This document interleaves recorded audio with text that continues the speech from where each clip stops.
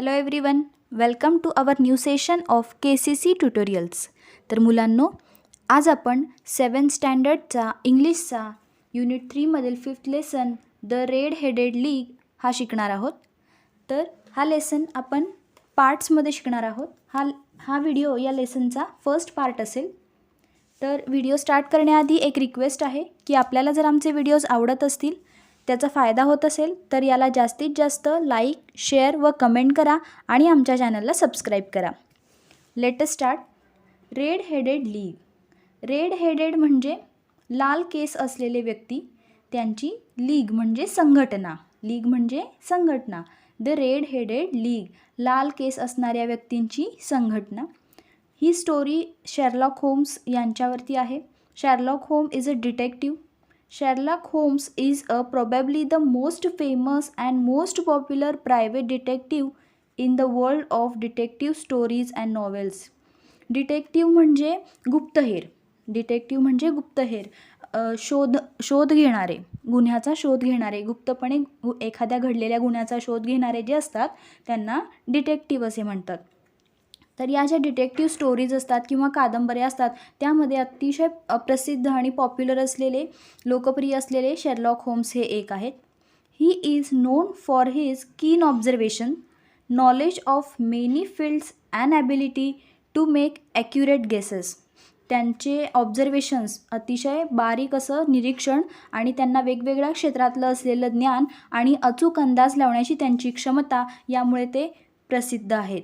Sir Arthur Conan Doyle was a doctor by profession, but he is best known for his crime fiction. Sir Arthur Conan Doyle हे जे आहेत ते खरं तर doctor आहेत, पेशाने ते डॉक्टर आहेत, पण त्यांचं हे क्राईम फिक्शन म्हणजे गुन्ह्याबाबत ते जे गोष्टी लिहितात, कथा लिहितात त्या अतिशय चांगल्या असतात. The red headed league was one of his favourite stories. त्यांच्या अनेक फेवरेट स्टोरीजपैकी रेड हेडेड लीग ही सुद्धा एक स्टोरी आहे. या स्टोरीचे रायटर आहेत Arthur Conan Doyle. Red headed league. तर आपण ही स्टोरी पाहणार आहोत. The red headed league part 1. Mister Wilson story. Mister Wilson यांची ही स्टोरी आहे.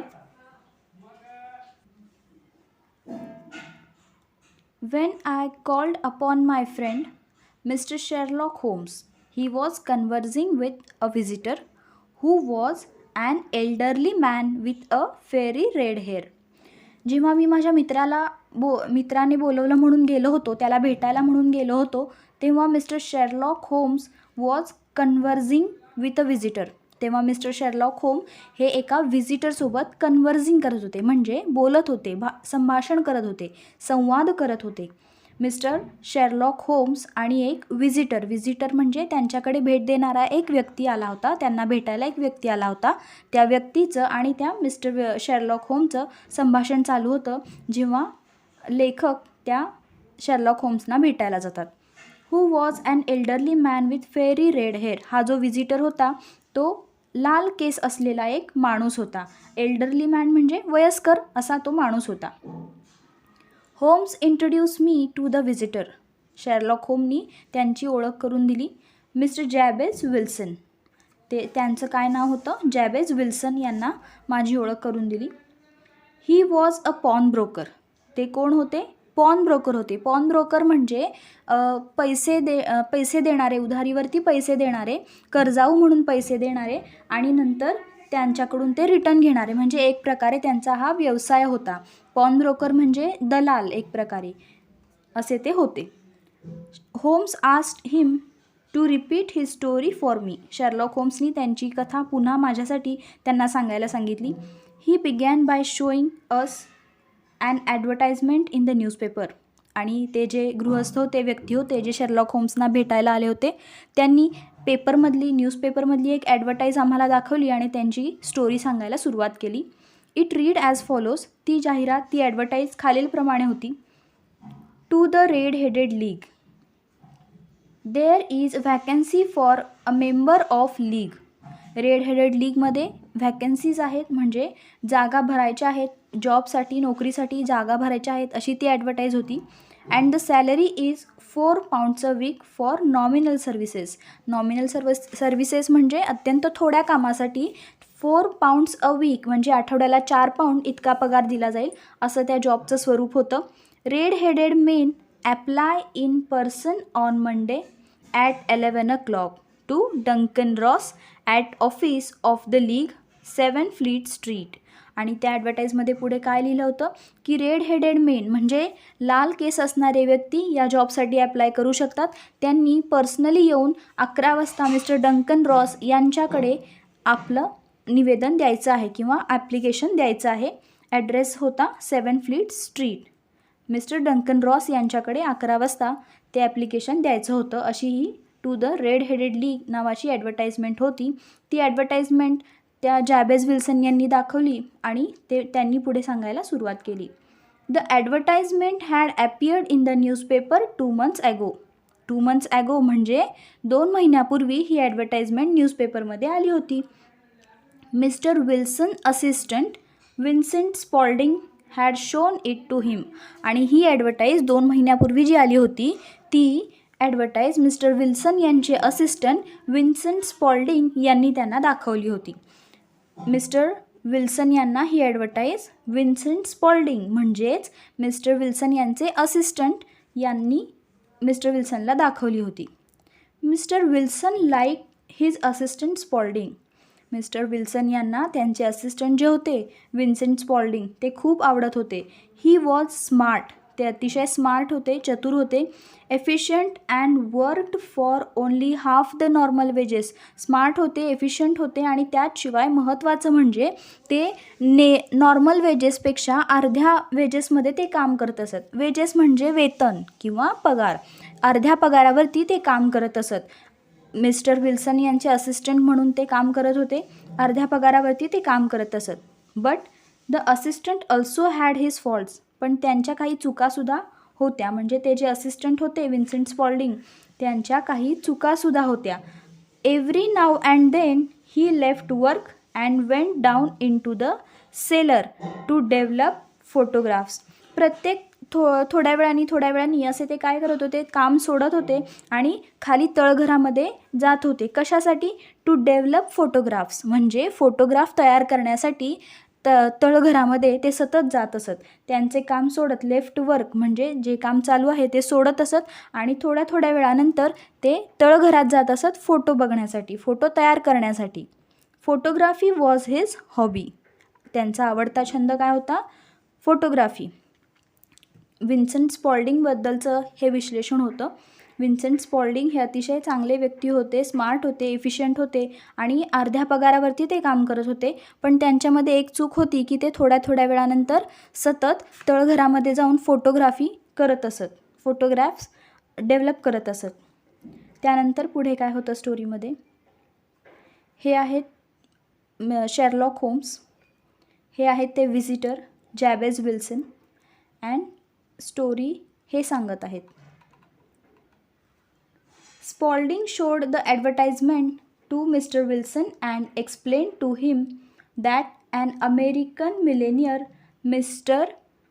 S.K. Hopkins, had founded the famous Red-Headed League to help all redheads like himself. Spalding यांनी ती ॲडव्हर्टाईजमेंट मिस्टर विल्सन यांना दाखवली आणि सांगितलं की American millionaire mister S.K. Hopkins जे आहेत त्यांनी रेड हेडेड लीग त्यांच्यासारख्याच असलेल्या रेड हेडेड लोकांना मदत करण्यासाठी ही रेड हेडेड लीग सुरू केली आहे असं स्पॉल्डिंग यांनी या विल्सन यांना सांगितलं होतं. Spaulding urged Mr Wilson to apply for the job. आणि ते जे स्पॉल्डिंग होते मिस्टर विल्सन यांचे असिस्टंट स्पॉल्डिंग होते त्यांनी त्या जॉबला ॲप्लाय करण्यासाठी त्यांना आग्रह धरला. मिस्टर विल्सन यांना असा आग्रह केला की तुम्ही या जॉबला ॲप्लाय करा. So the two of them went to the address given in the advertisement. आणि ते दोघेसुद्धा त्या ॲडव्हर्टाईजमध्ये दिलेल्या पत्त्यावरती जॉबला ॲप्लाय करण्यासाठी तिथे गेले. मिस्टर विल्सन आणि मिस्टर स्पॉल्डिंग हे दोघेही त्या जॉबला ॲप्लाय करण्यासाठी त्या 7 फ्लीट स्ट्रीट या तिथल्या ऑफिसमध्ये ते गेले. Fleet street was full of red headed people. आणि ते जे ॲड्रेस होता तिथे गेल्यानंतर त्यांना कळालं की रेड हेडेड लोकांनी हा पूर्ण भाग भरलेला होता. Mister Wilson thought that with so much competition he would not get the job. आणि मिस्टर विल्सन यांना असं वाटलं, इतके सगळे लोक आलेले पाहून त्या मिस्टर विल्सन यांना असं वाटलं की इतक्या सगळ्या लोकांच्या स्पर्धेमध्ये किंवा इतक्या सगळ्या लोकांच्यामध्ये मला जॉब मिळणार नाही असं त्यांना वाटलं. He wanted to go back but Spaulding pushed through the crowd and took mister Wilson to the office. त्यांना परत जायचं होतं. त्यांना असं वाटत होतं की इतक्या सगळ्या लोकांमध्ये मला नोकरी कशी लागणार, मला नोकरी लागणार नाही आणि म्हणून त्यांना परत जायचं होतं. परंतु मिस्टर स्पॉल्डिंग यांनी त्यांना आतमध्ये ढकलून नेलं, त्या गर्दीतून ढकलून नेलं आणि त्या आतमध्ये ऑफिसमध्ये ते घेऊन गेले. मिस्टर विल्सन आणि स्पॉल्डिंग दोघेही आतमध्ये आता ऑफिसमध्ये जातात. There was nothing in the office but a couple of chairs and a table. त्या ऑफिसमध्ये काहीही नव्हतं, फक्त 2 खुर्च्या आणि एक टेबल. कपल ऑफ चेअर म्हणजे 2 खुर्च्या आणि एक टेबल इतकंच सामान होतं. A red headed man sat behind the table. आणि त्या टेबलाच्या पाठीमागे रेड हेडेड मॅन बसलेला होता. रेड हेडेड मॅन म्हणजे लाल रंगाचे केस असलेला एक माणूस बसला होता. He was mister Duncan Ross, a representative of red headed league. आणि तो माणूस कोण होता?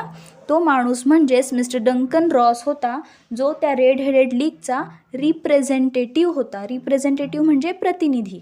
त्या रेड हेडेड लीगचा तो माणूस होता, प्रतिनिधी होता. He was very pleased to see Mr Wilson and announced immediately that he was well suited for the job. आणि तो जो डंकन रॉस होता तो त्या मिस्टर विल्सन यांना पाहण्यासाठी अतिशय आतुर झाला होता आणि त्याने जेव्हा मिस्टर विल्सन यांना पाहिलं तेव्हा लगेचच अनाउन्समेंट केली, जाहीर केलं की he is well suited for the job. म्हणजे या नोकरीसाठी मिस्टर विल्सन हेच योग्य व्यक्ती आहेत. He shook hands with mister Wilson, congratulated him. त्यांनी मिस्टर विल्सन यांच्यासोबत हातमिळवणी केली डंकन रॉसनी आणि त्यांना अभिनंदन केलं. And told all other candidates to go back. आणि इतर जे उमेदवार आले होते त्या जॉबसाठी, इंटरव्ह्यू देण्यासाठी किंवा भेटण्यासाठी त्यांना सगळ्यांना पुन्हा पाठवलं, परत पाठवलं. And told all other candidates to go back. इतर सर्व उमेदवारांना, कॅन्डिडेट्सना त्यांनी परत पाठवलं आणि मिस्टर विल्सन यांना सिलेक्ट केलं. Mr Duncan Ross explained that Mr Wilson would have to be in the office from 10 to 2. Mr Duncan Ross यांनी मिस्टर विल्सन यांना समजावून सांगितलं की तुम्हाला ऑफिसमध्ये 10 ते 2 या वेळेत काम करायचं आहे.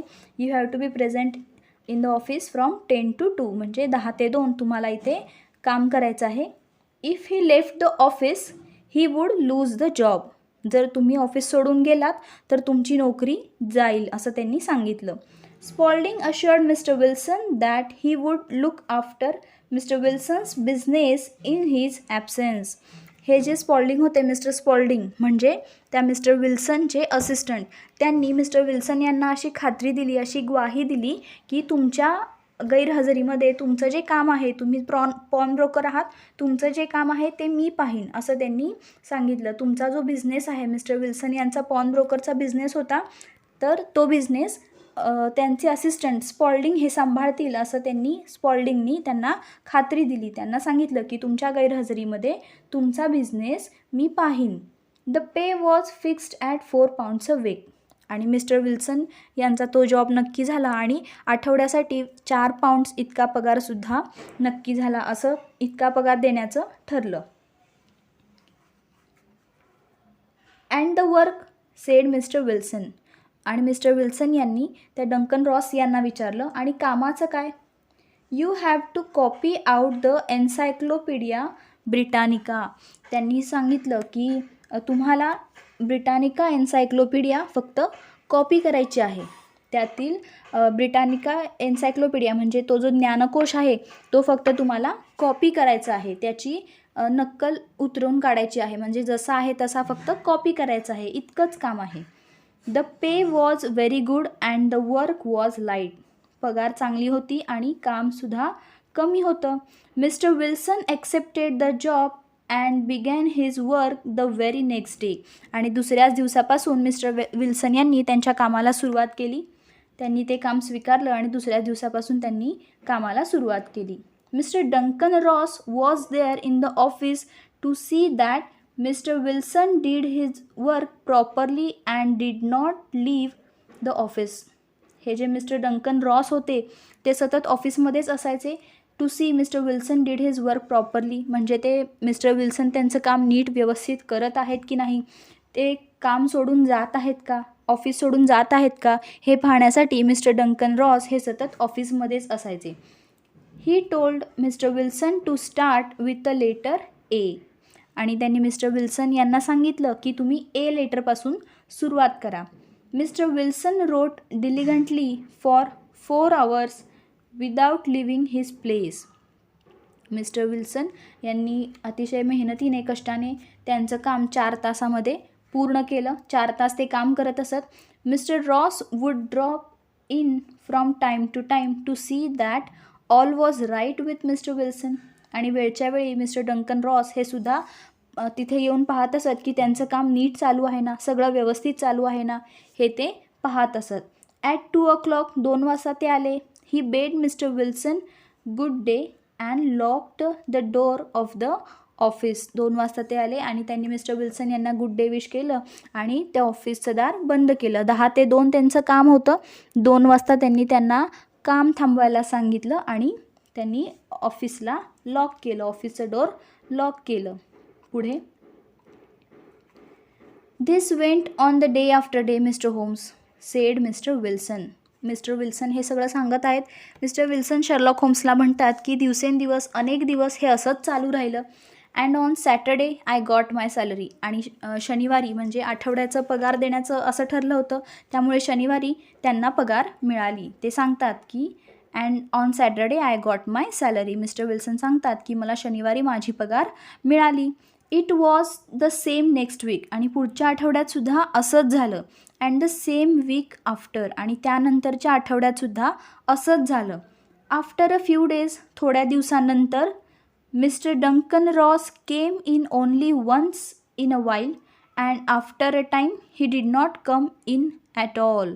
आणि नंतर मिस्टर विल्सन हे सगळं सांगत आहेत. मिस्टर विल्सन सांगतात की या आठवड्यात मला पगार मिळाली, त्याच्या पुढच्या आठवड्यातसुद्धा व्यवस्थित मिळाली आणि त्या पुढच्या आठवड्यातसुद्धा व्यवस्थित मिळाली. आणि थोड्या दिवसानंतर मिस्टर डंकन रॉस हे आता खूप कमी वेळा ऑफिसमध्ये येऊ लागले.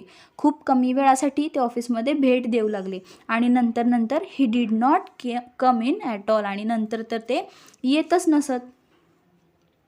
Mister Wilson continued. Mister Wilson पुढे सांगू लागले. 8 weeks had passed like this. आणि असे 8 आठवडे गेले.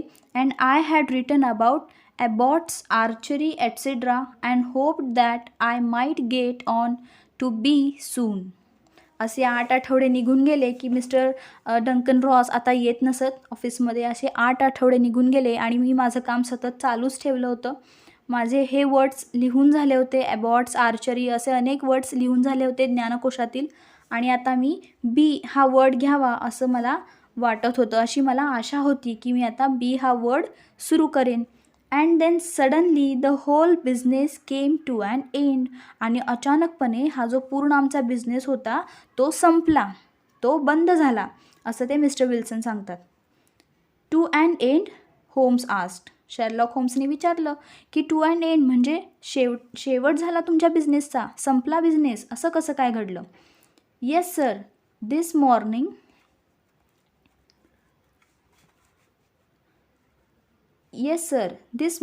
I went to my work as usual at 10 o'clock.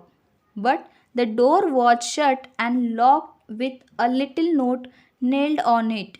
It said, "The Red-Headed League is dissolved. October 9, 1880." ते सांगतात, मिस्टर विल्सन शर्लॉक होम्सने विचारलं की असं कसं काय घडलं, तुमचा बिझनेस बंद कसा काय झाला. तेव्हा शर्लॉक होम्स सांगतात, येस सर, दिस मॉर्निंग म्हणजे या सकाळी जेव्हा मी माझ्या कामासाठी म्हणून तिथे गेलो होतो नेहमीप्रमाणे, ॲट 10 o'clock 10 वाजता मी नेहमीप्रमाणे माझ्या वेळेत गेलो होतो. But the door was shut. पण दार बंद होतं. Door was shut and locked, आणि तिथे लॉकसुद्धा लावलं होतं. With a little note nailed on it, म्हणजे तिथे एक छोटीशी नोट लिहिली होती. रेड हेडेड लीग इज डिझॉल्व्ड, म्हणजे रेड हेडेड लीग हे आता संघटना बंद झाली आहे, ती संपुष्टात आली आहे, असं लिहिलं होतं. ऑक्टोबर 9, 1980. आय वॉज शॉक्ड, मला धक्का बसला. I did not know what to do, मला काय करावं हेच आता कळत नव्हतं, असं मिस्टर विल्सन सांगतात. Mister Wilson went on with his story, असं मिस्टर विल्सन यांची स्टोरी चालू होती. पुन्हा ते सांगू लागले.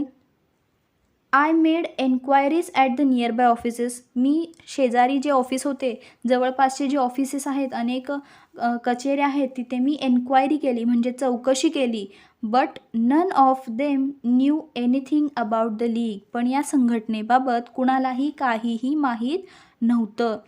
The rooms had been rented under a false name, आणि या ज्या रूम्स होत्या, त्या ज्या खोल्या जिथं ऑफिस होतं, त्या खोल्या वेगळं नाव वापरून किंवा चुकीचे नाव वापरून भाड्याने घेतल्या होत्या, असं त्यांनी सांगितलं. किंवा त्यांना असं कळालं की या ज्या रूम होत्या त्या चुकीचं नाव सांगून भाड्याने घेतल्या होत्या.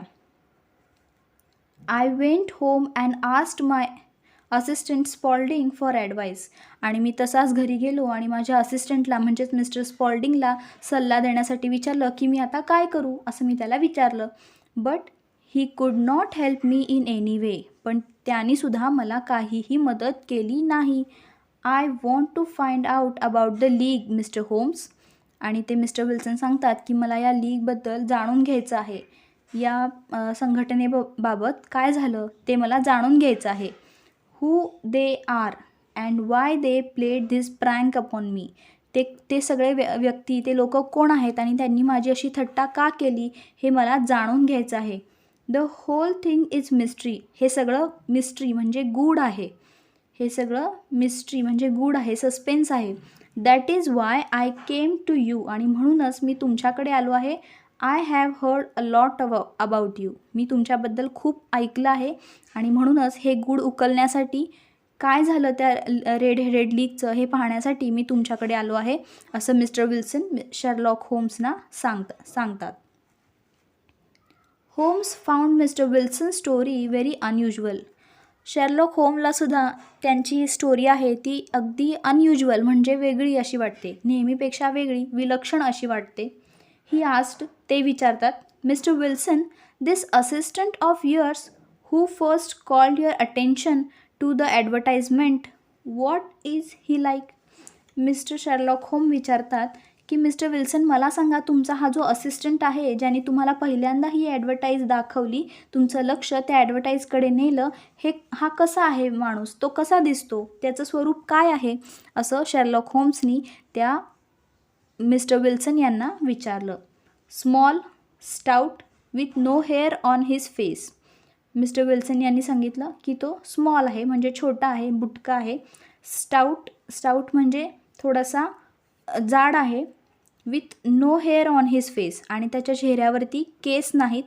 ही has white splash of acid on his forehead, आणि कपाळावरती ॲसिडचा डाग आहे, ॲसिड शिंपडलेला असा पांढरा डाग आहे, असं mister Wilson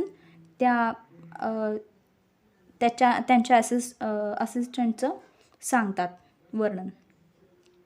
I thought as much, मला असंच वाटलं होतं, said Mr Holmes. Mr Holmes म्हणतात, मला देखील असंच वाटलं होतं. Is he still with you, ते आतासुद्धा तुमच्याबरोबर आहेत का. Oh yes sir. मग ते मिस्टर विल्सन सांगतात की हो, ते आत्ता माझ्यासोबत आहेत, म्हणजे माझ्याबरोबरच ते काम करतात. That will do Mr Wilson, I can give you my opinion on this subject in a day or two. Mr Sherlock Holmes Mr Wilson यांना सांगतात, ठीक आहे, या गोष्टीवरती मी माझं मत तुम्हाला 1 किंवा 2 दिवसात देईन, असं ते सांगतात. टुडे इज सॅटरडे, आज सॅटरडे आहे. And by Monday we may come to a conclusion, आणि ते काय सांगतात की सोमवारी आपण या गोष्टीचं कन्क्ल्युजन म्हणजे निष्कर्ष काढू, आपण शोध घेऊ सोमवारपर्यंत, असं ते मिस्टर शेरलॉक होम्स सांगतात. तर या व्हिडिओमध्ये आपण इतका पार्ट पाहणार आहोत ज्यामध्ये आपण पाहिलं की शेरलॉक होम्स यांना मिस्टर विल्सन स्टोरी सांगत आहेत की काय घडलं. रेड हेडेड लीगमध्ये ते पहिल्यांदा जॉबसाठी म्हणून गेले.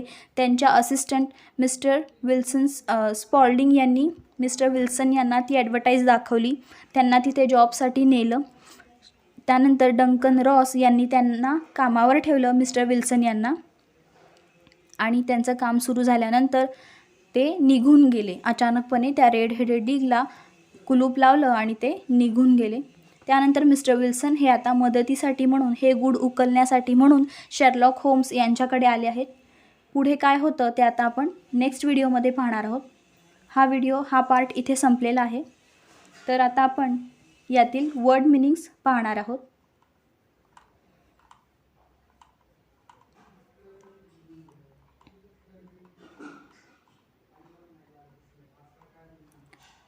कन्व्हर्जिंग म्हणजे संभाषण करणे, संवाद करणे. व्हिजिटर म्हणजे भेट देणारी व्यक्ती. इंट्रोड्यूस्ड म्हणजे ओळख करून दिली. पॉन ब्रोकर म्हणजे दलाली करणारे किंवा कर्जाऊ पैसे देणारे. ॲडव्हर्टाइजमेंट म्हणजे जाहिरात. वेजेस म्हणजे वेतन, पगार. सेलर म्हणजे तळघर.